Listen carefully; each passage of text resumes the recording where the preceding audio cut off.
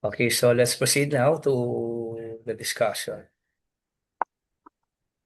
Paki-open naman yung camera, Charlie Bon, John Kevin, para alam ko na may usap ako.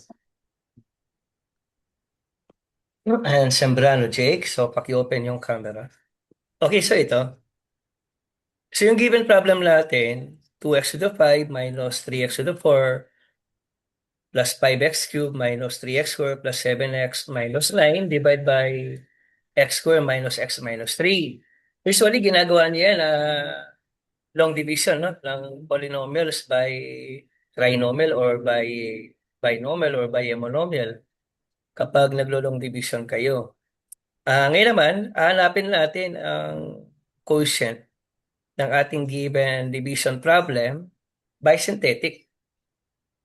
Nasanay kayo sa synthetic, yung dalawang term lang yung divisor. Halimbawa, x minus 5, x minus 2, x plus 7, x plus 8, x plus 15, yung mga ganun. Pero ngayon, makikita niyo yung divisor natin, 3 term, x squared minus x minus 3. So, ganito lang naman kasimple ang pamamaraan ng pagkalkula. Actually, ito yung sagot dyan. Binigay ko na, no? Ito yung sagot natin dyan. So, kailangan mag-arrive tayo sa sagot na yan. Dalawa ang klase ng sagot sa division, no? Yung una, exact quotient, kung walang remainder. Pero kung may remainder, quotient plus remainder all over divisor.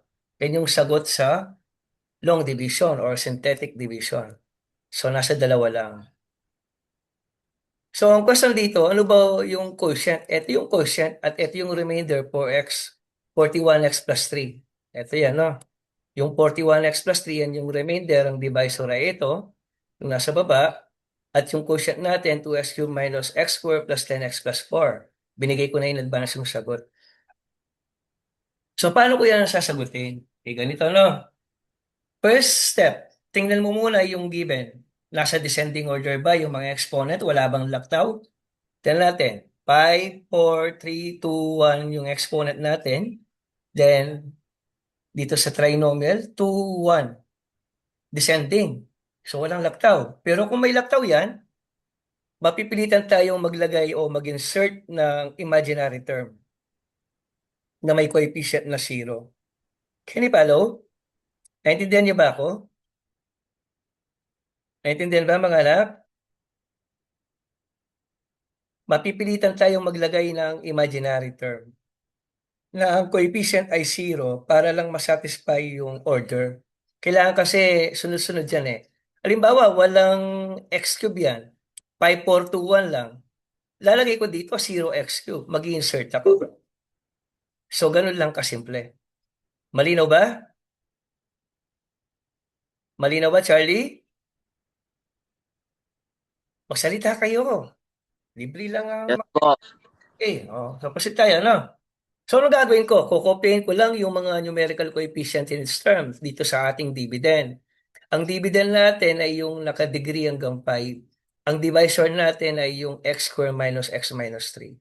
So, ganito gagawin ko. Kukopyahin ko yung mga coefficient. Una, we have 2. Then followed by negative 3. We have positive 5. Meron din tayong negative 3 uli. Lakihan ko pala yung dito. Dapat malaki yung font. 20, no? After ng negative 3, we have 7 and then negative 9. So, yun yung mga coefficients natin sa ating dividend. Nakukuha ba rin nyo dyan? Nakukuha pa dyan? Sa inyong ating mga dividend coefficients. Now, ang trinomial natin, x squared minus x minus 3, ang divisor, ay 3 term. So, dyan natin kukuhanin yung mga factor na gagamitin natin sa ating application ng synthetic division. Magsisimula tayo sa last term, negative 3. So, negative ang sign ni 3. Oppose ko ang sign, positive 3. Kung negative yan, gagamitin ko dito, positive 3. Lagyan ko ng positive 3, no? Yan. So, 3 ang gagamitin kong coefficient. So, kukulayan ko yan. Yan ang unang factor natin. Can you follow? So, yung second to the last, yung gitna, negative 1 ang coefficient ni negative x. Oppose ko ang sign dahil negative 1 yan, gagamitin ko positive 1. Kaya lang, akbang ako ng isang row. Abang ako ng isang row. So, lalagay ko 1. So, lakyan ko lang. So, dalawa yung factor na gagamitin natin sa ating synthetic division. Kaya ni Palo. So, dito sa 3, so, lagyan ko lang ng box yan, no? Para kay 3 yan. So, para kay 1, dalawang row din. Yan. So, tigdi dalawang row. Dalawang row para kay 3, dalawang row para kay 1. Clear? Naintindihan ba kung bakit ako nag-arrive dyan? Naintindihan ba? John Kevin? Charlie? Yes po, sir. About Sembrano, Jake. Naintindihan ba? Manlapas? Malinaw ba, anak? Marion? Malinaw? About Rosaline? Malinaw ba, anak? Clear?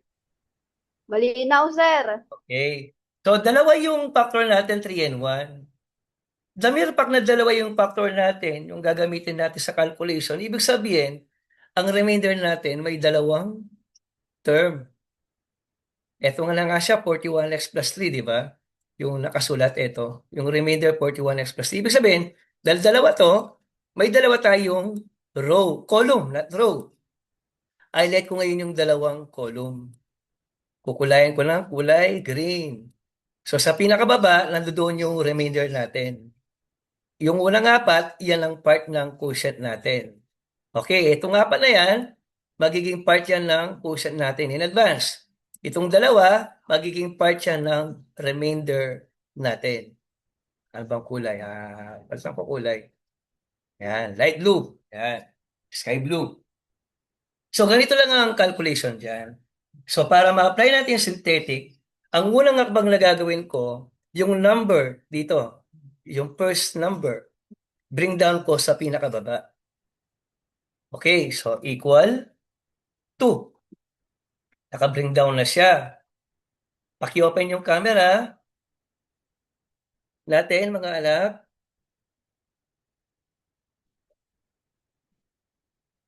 Yan. So, naka-bring down na yung 2. And then, hindi lang yung 2 yung bibring down ko. Pati rin yung negative 3. Dalawang beses ako mag-bring down. Kasi dalawa yung factor natin. Kung ilang beses ka mag-bring down, nakabase kung ilan yung factor natin, 3 and 1. Di, pansinin nyo, no? Teka lang. Paano ba? Lulus yung mouse ko. Admit ko lang yun. Ayan na naman, sumupong na naman yung ano. Delete ko lang yung mga nakatype. And even this one. So we have 3 and 1, di ba? 3 ito. So 1 ito. Yan. Lakihan ko ulit. 20. Yan. So 3 at saka 1. So nag-bring down ako ng 2. Bring down din ako ng negative 3. Dito. Equal. Negative 3. Yan. So dalawa na yung naka-bring down. Gets yung hanggang dyan? Naintindihan hanggang dyan? Kung bakit twice akong nag-bring down, kasi dalawa yung factor at dalawang term dapat ang remainder. Kapag tatlo yung term ng divisor, automatic dalawaan yan. Dalawang remainder, dalawang bring down, dalawang factor. Pero halimbawa, apat na term yan, tatluan na yan. Tatlong factor, tatlong bring down, at saka tatlong term ang remainder natin. Gets? Gets? So, paano ngayon ang calculation? Hindi naman mahirap. Hanapin natin yung entry dito at saka yung entry doon. Yung entry dito, magagaling yan sa product ni 2 at saka ni 1. So, equals 2 times 1. Ito at saka yun, i-multiply natin. Equals 2 times ito. Enter. So, 2 times 1 is 2. Dito, may product din dyan na makukuha. Saan manggagaling? Kay 2 at saka kay 3. 1 na uli yung product. Equals 2 times 3. Hindi ba? Easy lang. Ngayon, add natin ito. Add din natin yon. Negative 3 and 2 is negative 1. Tama ba ako? Tama? O, add natin, no? Equal negative 3 plus 2. Negative 1 yan. So, sentro ko lang, no? Tapos, same here, add natin yung 6 and 5. Equals 5 plus 6. O, di ba? Chicken feed lang. Tama? So, ngayon, ito na yung bago nating number. Ito naman ang gagawin natin. Ito naman yung i-multiply ulit natin kay 1 para makuha to. At yung negative 1 kay 3 para makuha yon. Ulitin ko ha. Negative 1 times 1 equals this. Negative 1 times 3 equals that. Repeated cycle lang. So, negative 1 times 1 equals negative 1 times ito. The negative 1. Ito rin equals negative 1 times ito. Negative 3. So, 11 and negative 1, add natin ulit yan. Nasusundan ba ninyo? Nagigets ba ninyo? Yes po. Sure ha? Di ba? Para lang natitinga ka lang sa kinakain mo na balitog, no? Mahirap ang kumain ng balitog eh. Kesa dito. So, equal 11 plus negative 1. So, may 10 tayo. O, lakihin ko lang. Yan. O, ito rin, negative 3 at saka negative 3. I think negative 6 yan. Pero, gamitin ko na rin yung Excel.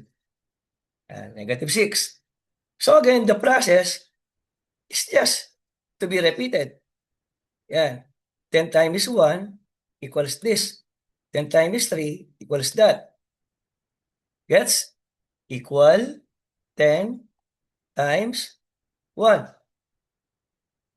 Equal 10 times 3. O, di ba? Walang kahirap-hirap. Bakit 41 yun? 2, 3, 5, negative 3. Uy! 2, 3, 5, negative 3, 7, 9. 41 yun eh. Tingnan nga natin. Di ba positive 3, positive 1, 2, 2. Negative 3 yun, bring down ko. So negative 1.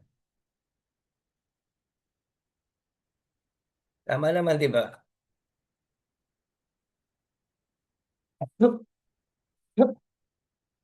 Hindi pa naman tapos. Kasi dapat ano to eh. Ba't 41 yun? 40 lang yata eh. Tama? Ba't 41 yun? Alam ko yung 41. Okay, okay. Di pa naman tapos. Tama, tama. Okay, so proceed tayo. Ito kapag in-add ko yan, nakuha na, no? Equal negative 6 plus ito. Edi 4. Gets? Ito equal 7 plus 30. 37. Nagigets ba ninyo? Tapos, ito na naman at saka yun. So, para makuha to, equals again 4 times 1. Ito para makuha yan, equal 4 times 3. 37 plus 4, 41. Diba? O, 41 yan. Okay, negative 9 at saka 12, I think positive 3 yan. Tapos, bring down mo na lang kasi wala kang lang i-add eh. Wala kang lang i-multiply. Yan. Ito yung last two entry, no? Explain ko lang. Ang degree ng divisor ay 2. Ang degree ng dividend ay 5. 5 minus 2, 3. Kaya ang pinakamataas ito, 2x cubed minus x squared minus 10x. plus 4. Can you follow? Decreasing ng tigi 1 point yung power. Di ba hanggang 5 yan? 2x to the 5. Ang degree nito, square lang. Yung trinomial natin, square lang, tama? So, 5 minus 2 ay 3. Ibig sabihin, ang power nito, 2x cubed, tapos descending na nun. X cubed, x square, x gets? So, 2x square minus x square plus 10x plus 4 plus remainder over divisor. Take note, di ba square yan? Less ka ng 1. So, ang pinakamataas na lang ay x, then 3. 41x plus 3. All over the divisor. Ito ngayon yung sagot natin. Gets nyo ba? Malinaw ba? Christine Dirio. Christine. Christine. Medyo lang po, sir. Kasi ito na, kaya x na lang, square yon. Bawas ka ng isa. Ito, from 3, magiging 2 na lang. 41x plus 3. Nasa descending yung degree. Can you follow? Kung may x dito, dito wala nang x. Can you follow? Dito, 3, 2, 1, 0. 4x to the 0. Eh, ang x to the 0, 1 pa rin. Eh, di 4 pa rin yan. Gets? Ito yung mga entry. Ito, kamukha lang yan, no? 2x cubed, 2. Negative x, negative 1x squared. 10, 10x. Tinan nyo, 3, 2, 1. 1, 0. Yung mga exponent. Ito, 3. Yung 2x cubed. X squared, 10x. Nasa descending order yung mga power. Naintindihan ba?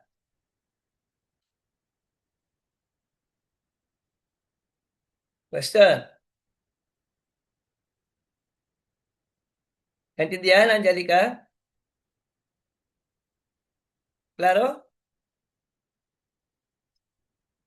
Hindi ba 2x to the 5 yun? Babawasan mo lang ng 2.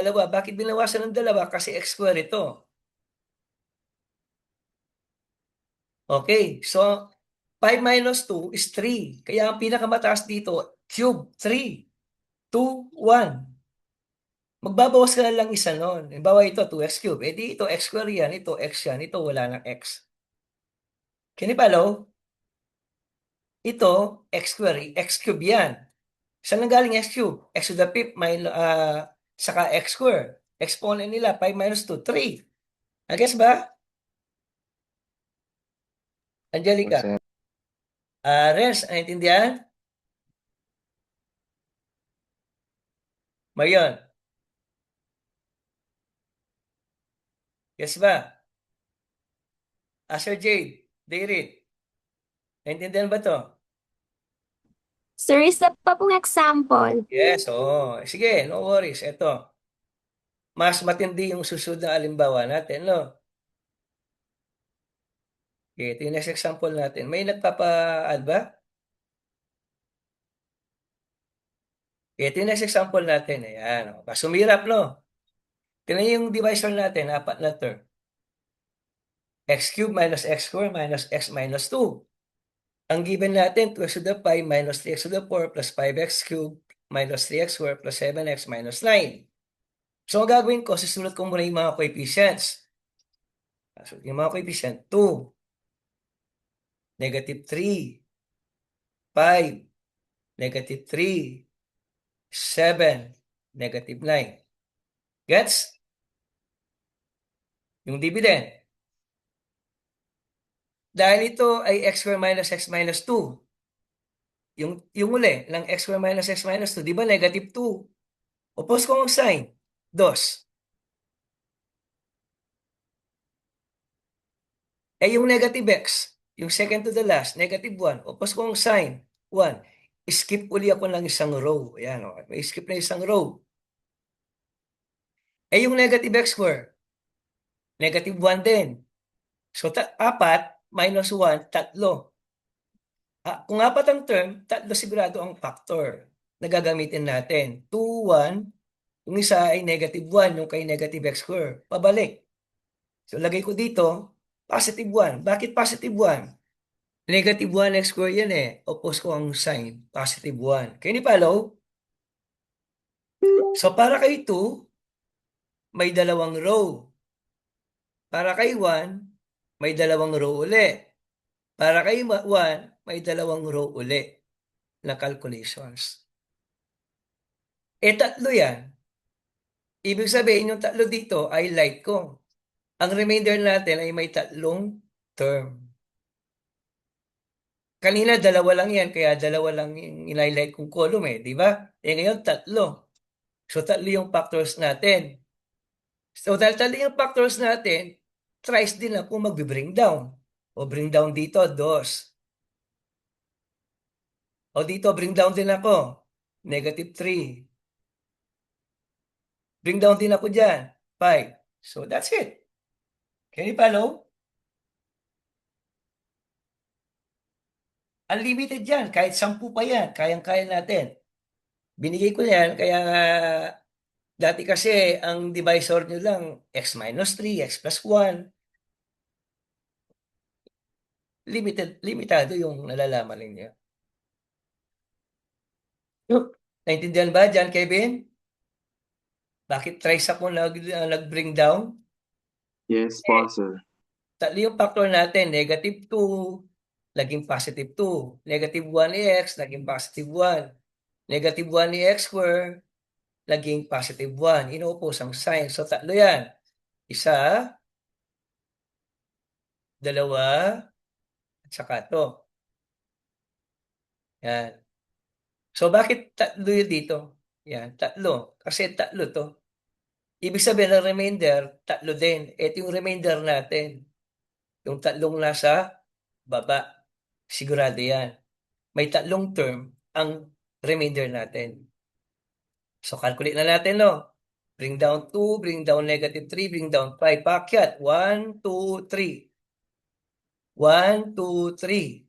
So, yung tatlong yan, mabibring down sigurado. So, calculate natin. Ang hinahanap natin itong tatlong yan. Ito, no?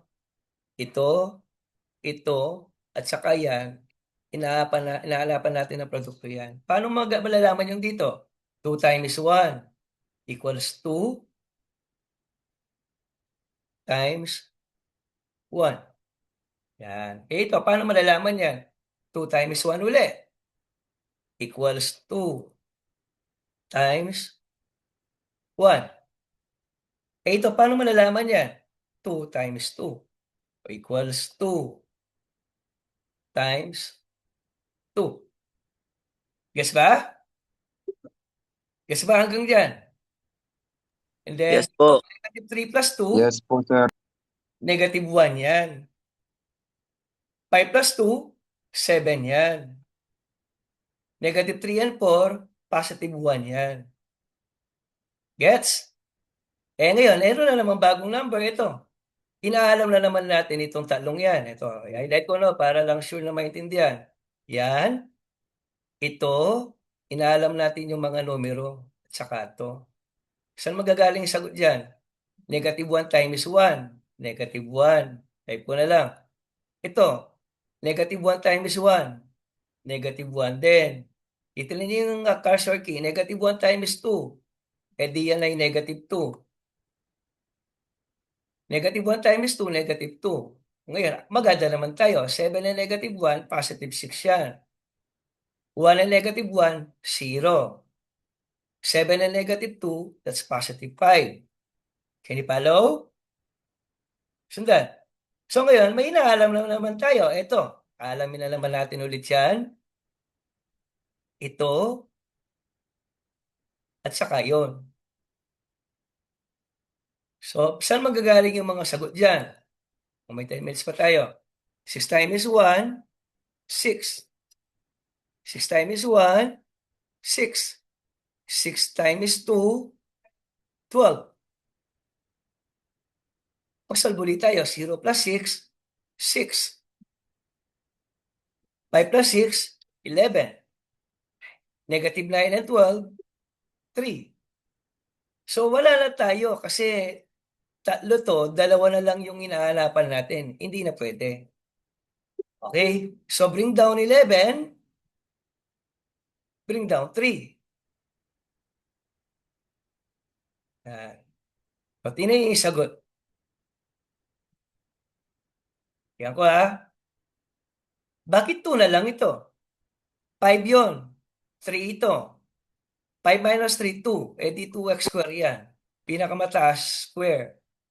2x square minus x plus 6. Ito part ng remainder. Sigurado, kung cube yan, square ito. 6x square, 11x plus 3. All over, divisor. So ito yung sagot natin. Nagigets ba ninyo? Yes, sir. Yan. Yes po.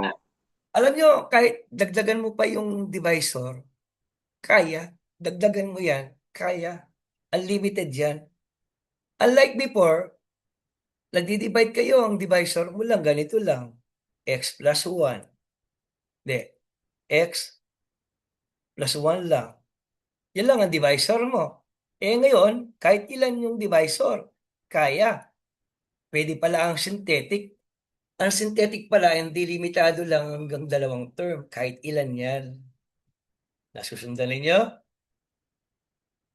Siyempre, mga engineering kayo, student kayo, kailangan yung nalalaman ninyo, advance. Klaro ba? Clear? So, so far, wala kayong gustong itanong? Question? Wala kayong gustong itanong? None, sir. Sure kayo Tapos, balikan ko lang yung isa. So, dalawa yung example ko, no? Ito yung isa.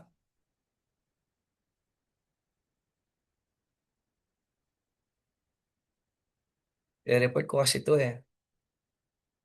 Kailangan nagsasubmit kami ng ganito para alam nyo rin. As evidence na tayo ay naklase. Tapos plus, ito ngayon yung screenshot na lang ninyo, no? Activity nyo ngayon. Gagawin nyo yan. Kamukha lang ng ginawa ko kanina. Find the quotient. Quotient na lang. Solve ninyo. Ngayon, maglalagay ako ng Google Drive. Magsisend ako ng link kung saan nyo i-upload yung sagot nyo sa remaining time natin hanggang 3:30. Tapos, maliban doon, may 6 minutes pa ako, no? May 6 minutes. May video dito. Hindi nyo pa nakita to open ko lang yung MSTE. Marami akong problems na ako ang gumawa, no? Hanapin ko lang yung number 34 and 35.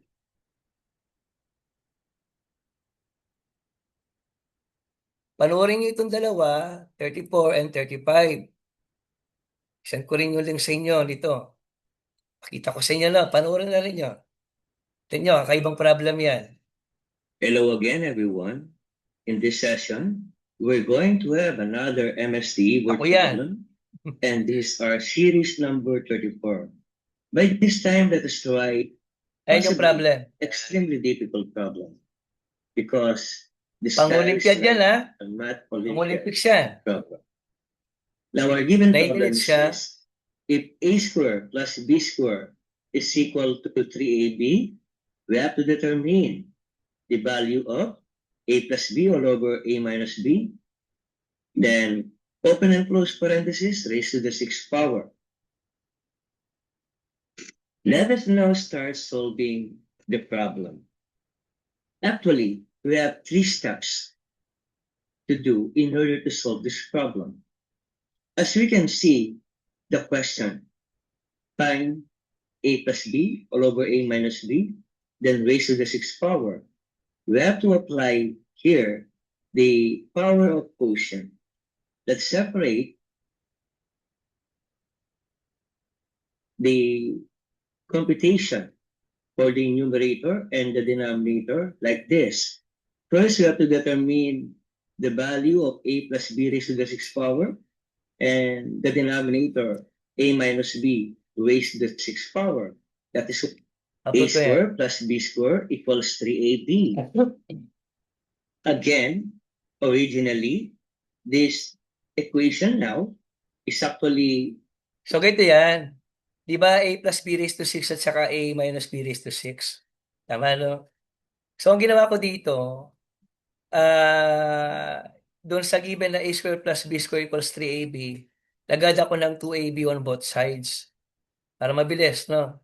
Lagad ako ng 2AB dito, lagad ako ng 2AB sa 3AB. So, yan siya, no? Tapos, kung magiging ganyan yan. Yan.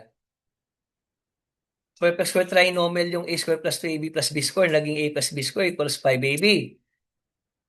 Any follow?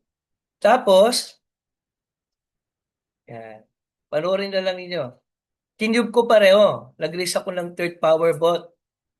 Eh dito magiging A plus B raised to 6. Yun naman ay magiging 125 A cube B cube. Pakita ko na. Diskarte yan. Yan. So after nun, yung A minus B raised to 6 naman ang gagawin natin.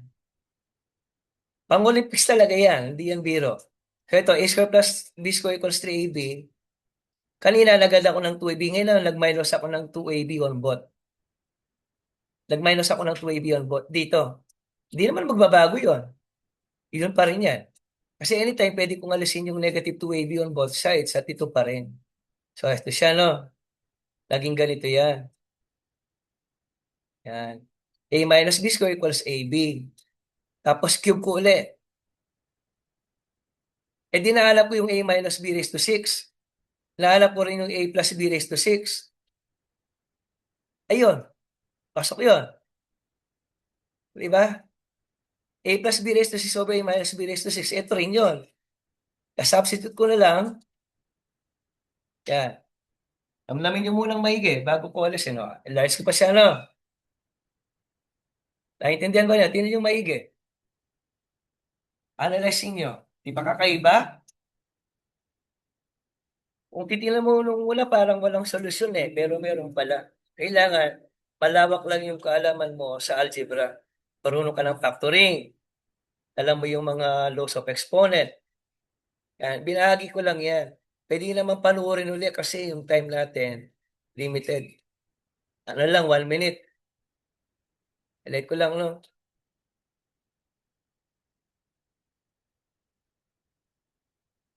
Yan. Okay, so ganito. Isasend ko yung assignment ninyo. Stop share ko na siya, no? Isasend ko lang yung 2 video na panonoorin ninyo and then mag-comment na kayo each video. 2 pang-Olympics yun. Problem number 34 and 35. Tapos send ko rin yung link na gagawin ninyo sa assignment ninyo. Maikli lang naman, 9 minutes and 8 minutes lang naman yun, or 6 minutes lang. 2 problem na makasunod. Problem number 34 and 35. Pandagdag sa diskarte, no? So far, wala kayong gustong tanong? Baka mayroong gustong magtanong. Okay, paki-open ang camera, mabilis lang. Paki-open lahat ng camera, please. Asap.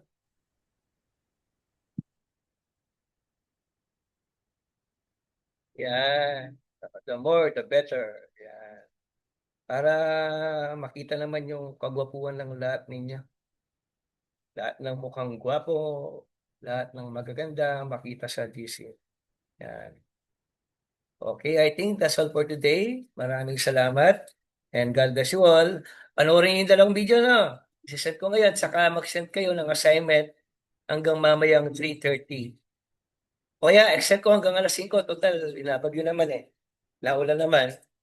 Kahit na basta ngayong araw, mag-send kayo ng assignment, upload nyo lang. Okay? Sir, Yes. paano, may nag-PM po sa akin, paano po yung mga kaklase naming baha pa din? Right.